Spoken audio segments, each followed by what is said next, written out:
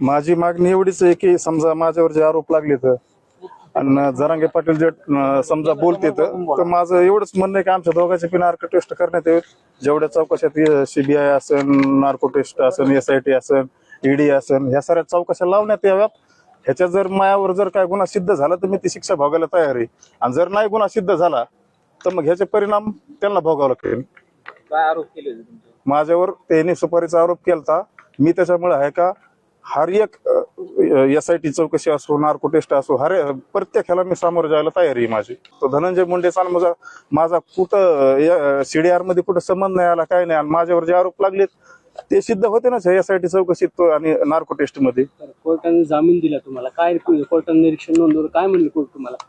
काय आढळलं त्याच्यात? काहीच आढळलं नाही त्याच्यात. ते चार्जशीट द्यायचं का तुम्हाला? ते चार्जशीट बघा, त्याच्यात जर काय धनंजय मुंडे साहेबाला तिथून कॉल करतो दादा गरुड, म्हणजे ठरून कार्यक्रम आहे का हो? आणि माझा जर कुठं CDR मध्ये कुठं फोन मध्ये धनंजय मुंडे सोबत जर माझं जर काय असेल तर काढा ना ते. विनाकारण मला 3 महिने आतमध्ये टाकलं. मी आतापर्यंत मी समाजासाठी काय नाही केलं. माझं नाव कशामुळे बदनाम करायचं? मी ह्यांच्यासाठी काय नाही केलं आजपर्यंत. 2013ला मी मुंबईला माझ्या गावातून बैलगाडी वडीत नेलेली. माझ्या पायात चप्पल सुद्धा नव्हती.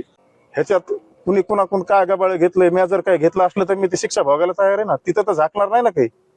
मी जर कुणाचे 2-5 रुपये घेतले असले तर मी सिद्ध होईन त्याच्यात. त्याने घेतले असले तर ते सिद्ध होते ना.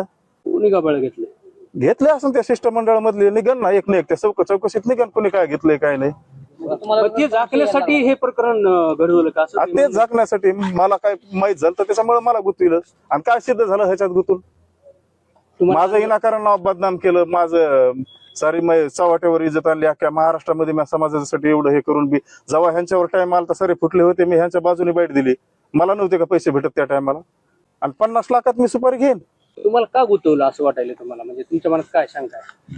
माझ्या मनात शंका काय, त्यांना वाटलं असं ह्याला सर आपलं काय माहित झालं असं, आपण काय केलंय काय नाही, त्या हिशोबाने मला गुंतलं असं. मी काही केलंच नाही तर मी माझ्यावर धब्बा लावून कशामुळे घेऊ एवढा मोठा समाजाचा डाग?